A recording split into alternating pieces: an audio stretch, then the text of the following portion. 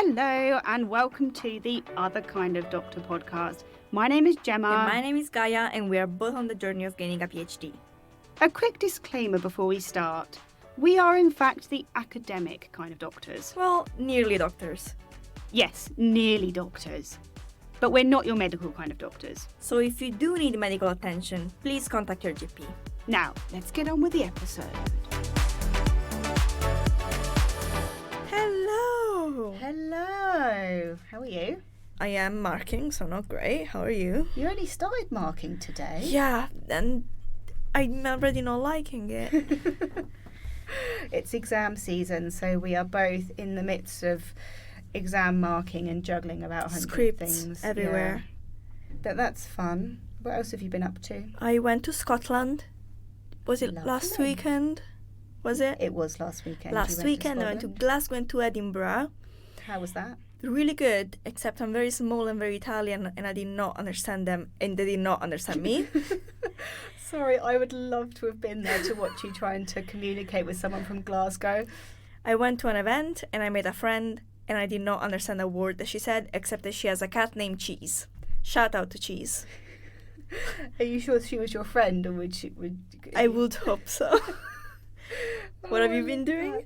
So for those of you who I haven't told, I'm pretty sure I've said it about 100 times, Yeah. I am getting married in 2 months. Woohoo! Woohoo! Hen do this weekend. It is the hen do this weekend. So I've just been doing wedding stuff, like in my spare time. That's all I've been thinking about. And I've been doing wedding stuff in the spare time. Gaia has also been doing wedding stuff for my wedding. Yeah. But it's quite nice. Roping It was you into really doing nice. extra stuff Yeah. for me. That was always nice. The PhD work, I've been working on my reading around my third study. Mm-hmm. And I just came back from a really positive supervision today, where I had, you know, when you have like so much in your brain Yes. and you just need to spit it all out, basically. Yeah. I did that in my supervision, and we planned loads of stuff out, and it was really productive. So that was really fun. Very nice. What have you been doing with your PhD apart from marking? I've been working on so many things at the same time. I can't even express it. Oh. So let's not get into that. Okay. Well, today we are really lucky to have another guest on. Yes. We've got Cheng-Yu in today. He is one of our fellow PhD students, and he's going to be talking about his experience of being an international PhD student in the UK. We've just finished the discussion, and it was really, really interesting.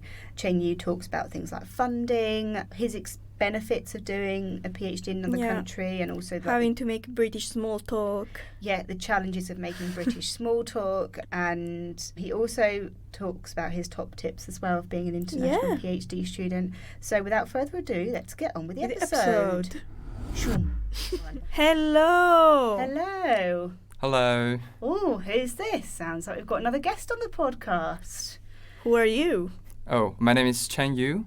I'm currently doing a PhD in psychology at Royal Holloway, University of London. So I'm basically Gemma and Gaia's classmates. We're basically in the same year. We are. I think you started, 3 months after me? 4 months after me? Well, just 2 months. Was it 2 months? Yeah. I started in March, which is a weird time point, actually. There was such a weird time point.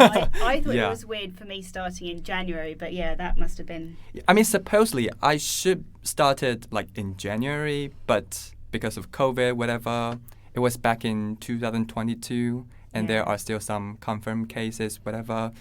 So, I decided to postpone a little bit. So I started in March, Oh, wow. What is your PhD in?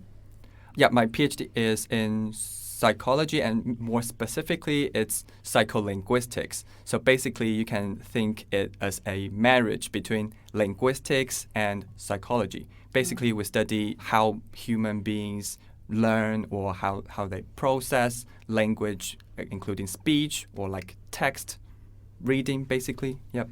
Oh. And I'm more focusing on reading parts in this field. Oh, that's so interesting. And what year are you in? You're in your third year. Yeah. But is your PhD 3 years or 4 years? Well, actually, it's 4 years because I have a 4-year funding. So that's the reason why I'm going to spend my time for 4 years at Royal Holloway. Lovely. Yeah. Lovely.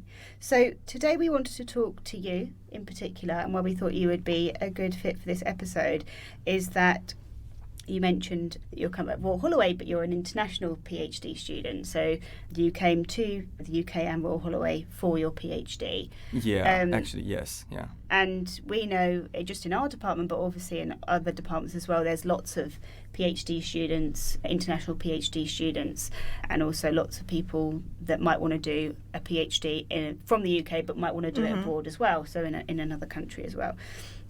So we kind of wanted to talk to you about your experience and how you found it for the last 3 years, I guess. So initially we thought about asking me to talk about this because I'm Italian. Then we remembered I came here for undergrad, so probably not the same thing. So first thing, why did you decide to do a PhD in the UK? Okay, so I think I need to probably give a little bit more introduction or like background of myself. So I did my undergrads and master in Taiwan. So I come from Taiwan, and so yeah, I'm here in the UK basically just for the PhD. I mean, at least for now. Maybe I will be working here in the UK, but who knows? Yeah, so I come from Taiwan, and I really want to do the PhD because I want to be a professor in the future. And I also kind of like to, study abroad as well. And so, okay, I've got two choices. One is going to the US, and the other is coming to the UK or like other European countries. But basically, I mean, it's quite different. For example, like if you go to the US, it actually takes you for at least 5 years. I mean, at least in psychology, it takes at least 5 years or maybe 6 years to complete your PhD program. Oh, I didn't know that. Oh, you didn't know that? No. Yeah, actually, yeah. Because students there are required to take some courses. So that means mostly, they spend the first of their 2 years to take those courses, modules, and for the rest of the 3 to 4 years, they will start their PhD thesis. Yeah, so it's kind of different from maybe here and like other European countries. Yeah, because like in Europe or like in the UK, you just go straight to your PhD project right away. You don't have to take any modules. And if you want any kind of skills, probably you just need to go to a specific workshop or you just surf on the internet to see if there is some resource for you. Google is my best Yeah, friend. exactly. Or maybe right now we have ChatGPT. Oh, another one of my best friends. Yeah, so because I think, it would be better for me if I can complete my PhD program a little bit shorter because I have already done a master degree in Taiwan, and I thought I was sort of equipped with some basic, maybe required skills before I came here. So then I think, maybe I'm more or less ready for the PhD. Like I can just do the research directly. I can just dive directly into research in general. Yeah, exactly. How did you find it? Yeah, I think it's pretty well. I mean, of course, like there are always some skills that I don't know that I need to pick up, but I think every PhD student needs to do that, right? Oh, yeah. Even if they have like plenty knowledge, maybe like in terms of statistical analysis or like data analysis in general, they still have to, deal with so many like uncertainty, like some data they haven't seen before. Yeah, so I would say, kind of ready for that.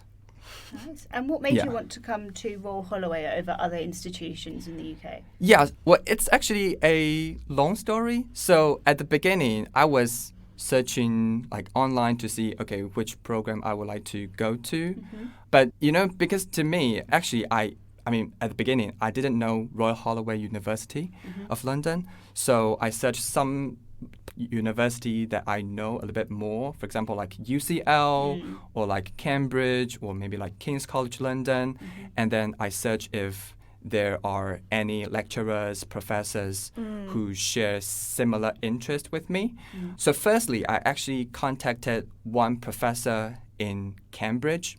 So I met, and it happened that he is a friend of my previous supervisor in Taiwan. Oh, that's Yeah. handy. So so I think it was a great start, like to send them, because actually if you want to apply PhD program in the UK, basically you need to send an email to the lecturers or like the professor that you would like to work with in advance. So so basically I need to do that. So firstly, I sent an email to this professor from Cambridge, but he sent an email back to me like, "Oh, I'm sorry, I haven't been doing this topic for a long time. Right. However, it would be great if you can contact my collaborators." So one of them is Kathy, which is my current supervisor at Royal Holloway, and the other one is another lecturer based in UCL.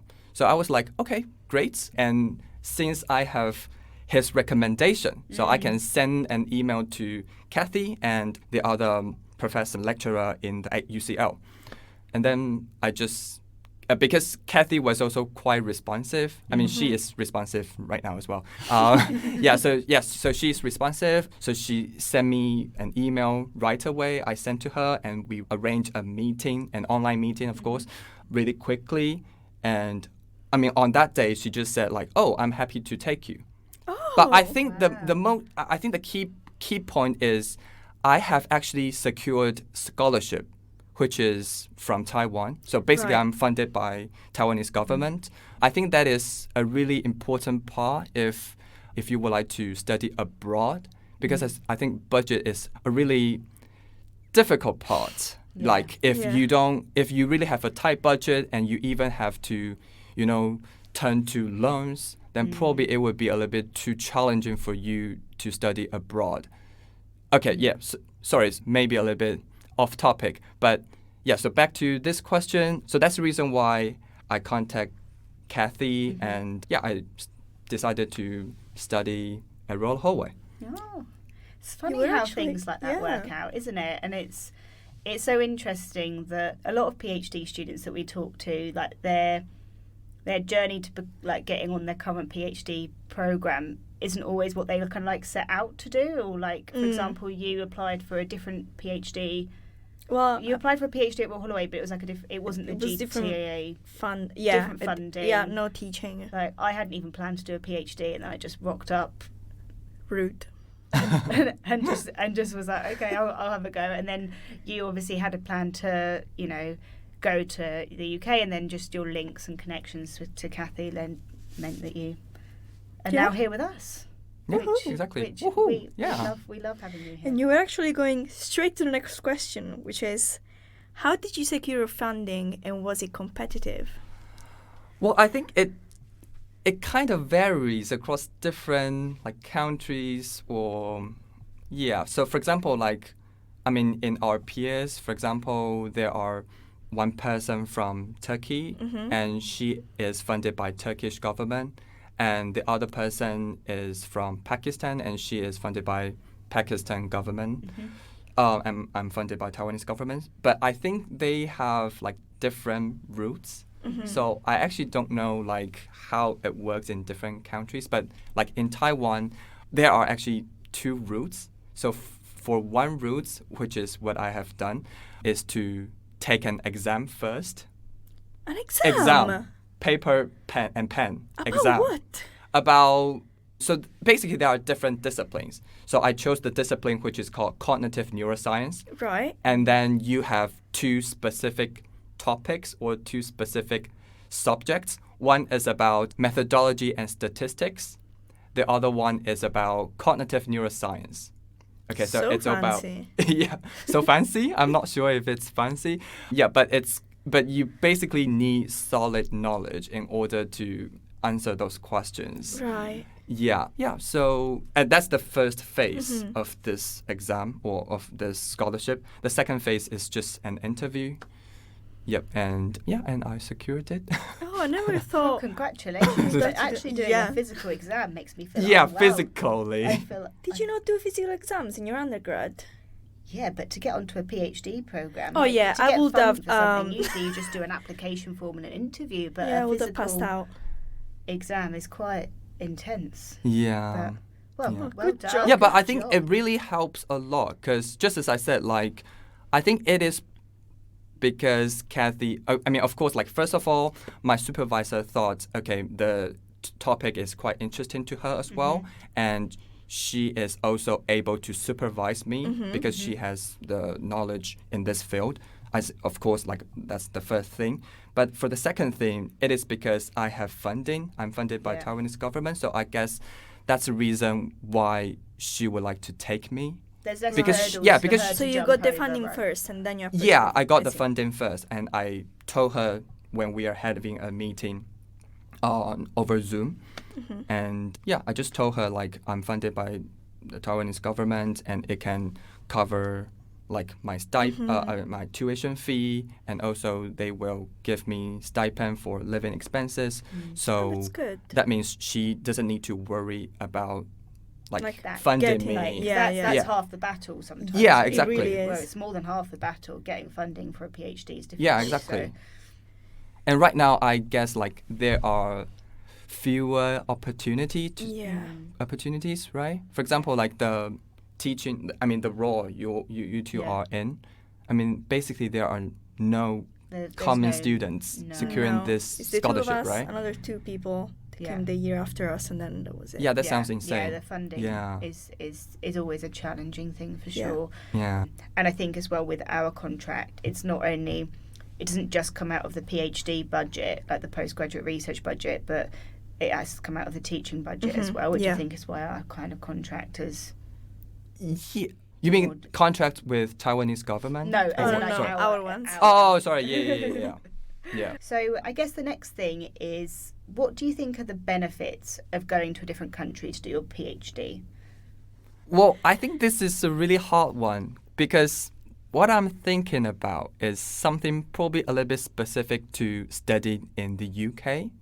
Gone. Yeah, it's Go not on. just like studying abroad in general because, of course, like it sort of depends on which country you're going Yeah, to, right? Yeah, of of course you have course. this specific experience. Yeah. So I think studying in the UK is quite great because you get to meet many people from like different backgrounds. For example, like we have people or like international students from like Italy, like Hello. France, yeah, or like Turkey, Pakistan. Yeah, so we get to meet different people from different background, and it is always interesting to, for example, learning their culture or like their language, because I'm basically a language nerd. I like to learn different I would languages. hope so. It's in your PhD. No.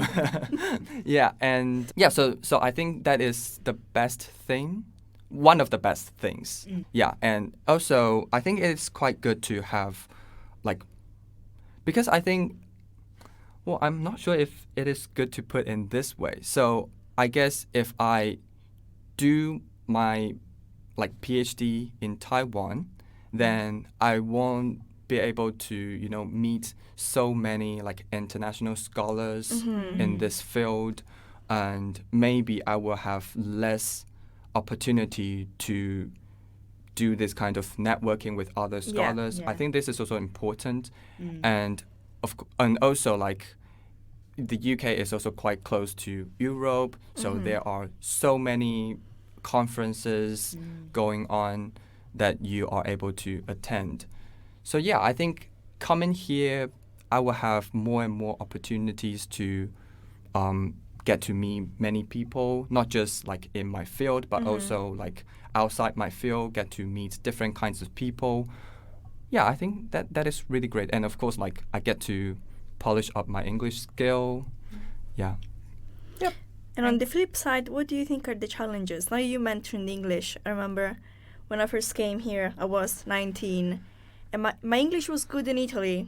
It was not good in the UK. Yeah, exactly. But you That were- is exactly what I But thought. you were much better It's than like- I was when I came here. Okay, thank you.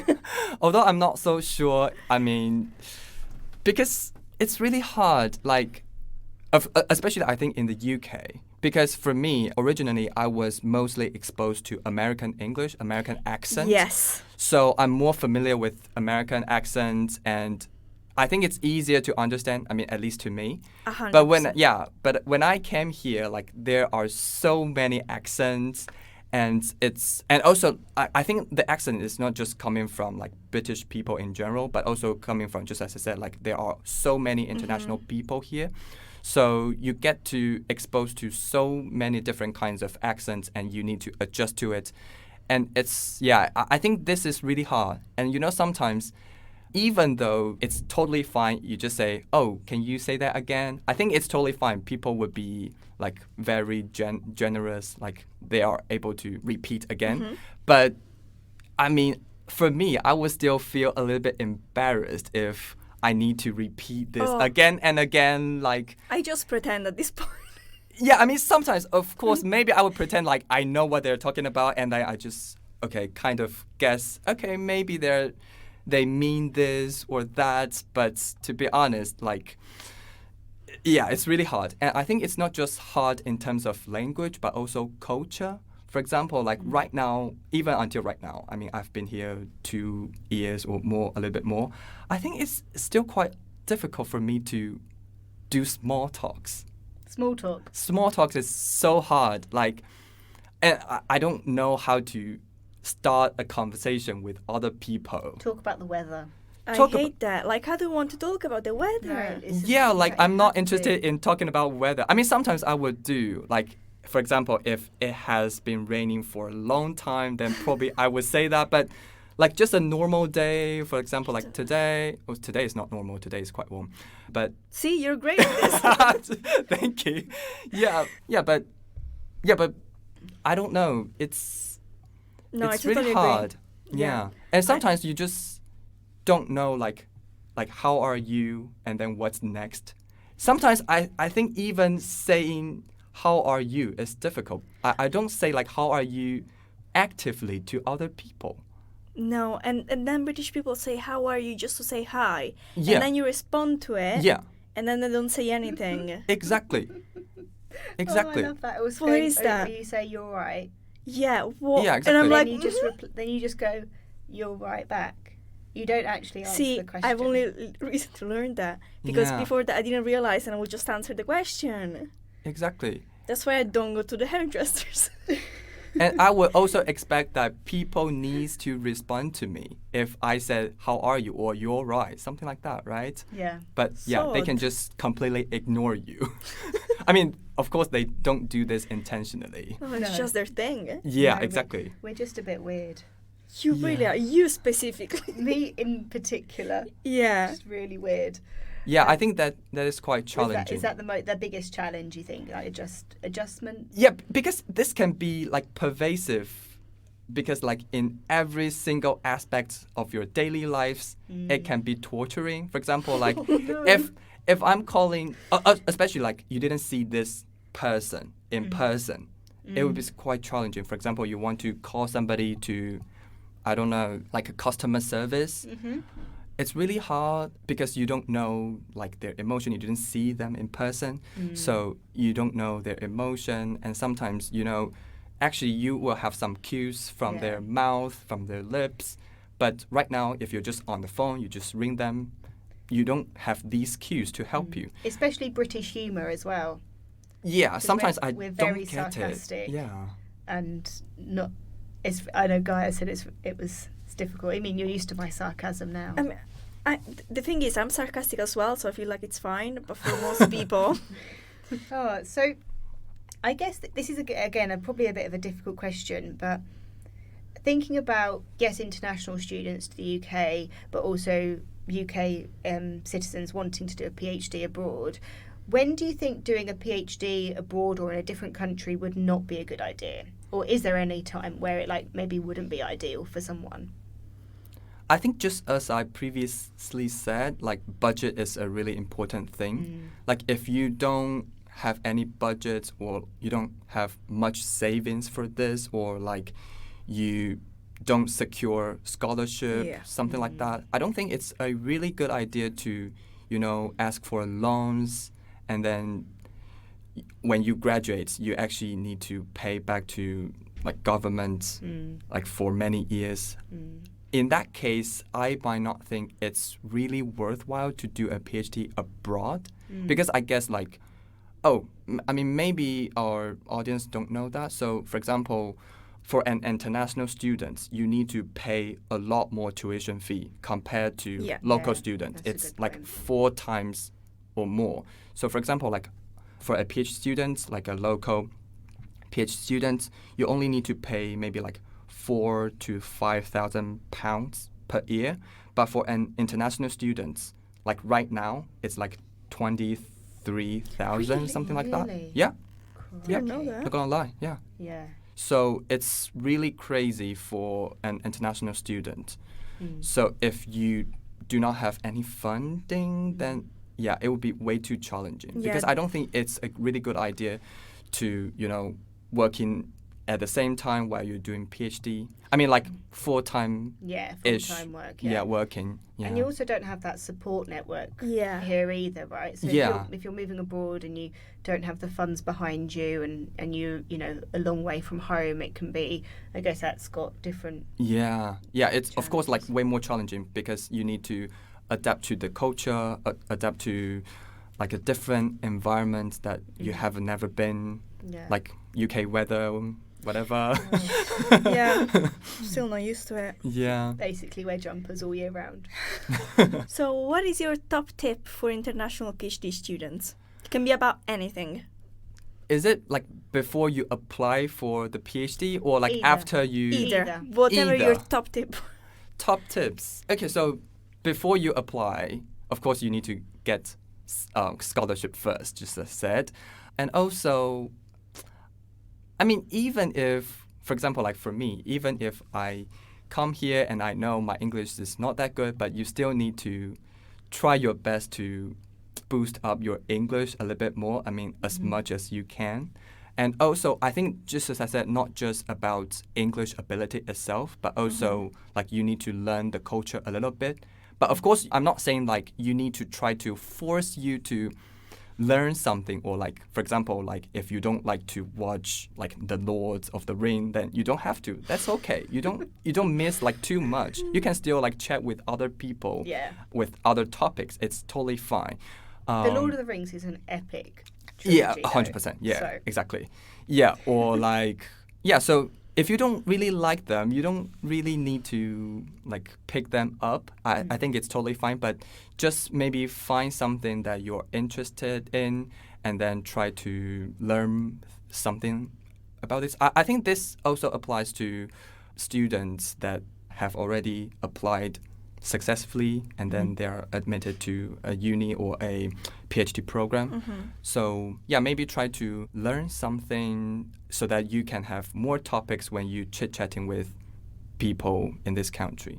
And also maybe be a little bit brave, like just as I said, like if you are not confident enough, like what people are saying, you can always say like, oh, can you come again? Can you say that again? I think it's totally fine, and just you just need to be more courageous and maybe, I don't know, cheeky, be a little bit cheeky at some point. Yeah, basically, if you don't really understand, just ask. Yeah. Do not be afraid of that. Yeah. Yeah. Oh, I love that. That plans. was such a lovely episode. Oh, thank you. Thank you so much for coming in. Before we leave you, where can people find you? Are you on Twitter? Anything like that? Like academic? I thought like people call it X right now. Oh, sorry. No, it's fine. Sorry. Yeah. X. Oh, yeah. I mean, speaking of X, I think this is also important if you would like to know like professors abroad. I mean, you can you can have an X account or Twitter account and then follow those professors, scholars that in the field that you're interested in. And then, yeah, probably you would know if they have some opportunities. Because, for example, I know like in European countries, being a PhD student is more like a job. So Yeah. sometimes they will like open up this kind of opportunity and they will tweet it. Yeah. And of course, there might be like many retweets. So perhaps you are able to know this kind of information by using Twitter.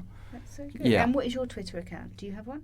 Yeah, I do. It's called Cheng-Yu Hsieh 1. I forgot why I put 1 at the end of my name. One and only. But Probably the one without one was already taken. yeah, I don't know. Yeah, 100%. Yeah. Well, that's Great. fantastic. Thank you so much. Yeah, no Cheng-Yu. worries. Brain bites! Oh, I love saying that. Yeah. So fun. So what is our brain bite? So, as we said at the beginning of the episode, I have been roping Gaia into doing wedding stuff Yes. for me. It was an entire day an of sticking entire- stuff. an entire day of cutting and sticking. Yeah. And it I was was fun. really good at it. It was really fun. Our guest liaison manager was also there, Courtney. Shout out to Courtney. And we spent all day listening to Taylor Swift Yes. whilst doing wedding Literally stuff. all day. Literally all day. And it was lovely. I love that. We had such a good time. So, off the back of this, we thought about the well-being effects of dancing to your favourite songs or listening to your favourite songs and Singing in the shower. singing in the shower. Is that actually good for us? I mean, it feels good. But Feels really good. what does the research say? Well, the first paper that I found was from Shepherd and Broughton in 2020. They did a systematic review and found that music and dance is effective for maintaining and promoting well-being and good health within a population. And similarly, Fin and Fan Core 2018 suggested that short-term music listening interventions demonstrated stress-reducing effects. So, do sing Taylor Swift in the shower. Do sing Taylor Swift and any other artists. I mean, sure. Yeah, if you like other artists. I mean, Why? shout out to the Eras tour. later Yeah, this shout year. out to Taylor Swift who is listening to this I mean, podcast. If Taylor Swift listened to this podcast, I think my life would be complete. Oh yeah, she's really interested in how to do a PhD, I'm sure. No, to be honest, she could listen to the one about toxic productivity because she is very productive, but she But cries, she cries a so lot. much. If you Anyways. if you haven't listened to the new album, you won't understand that phrase. Anyway, thanks so much for listening to another episode. Where can people find us, Gaia? On Twitter, X, whatever. Anyway, all social media at otherdoctor_pod. Full transcriptions are available on our website, www.theotherkinddoctor.wordpress.com. As always, a massive, massive thank you to our amazing podcast team for all of the behind-the-scenes work that they get up to, and also the Royal Holloway Doctoral School for funding this podcast. Yes. Thanks so much, and see you next week. Bye.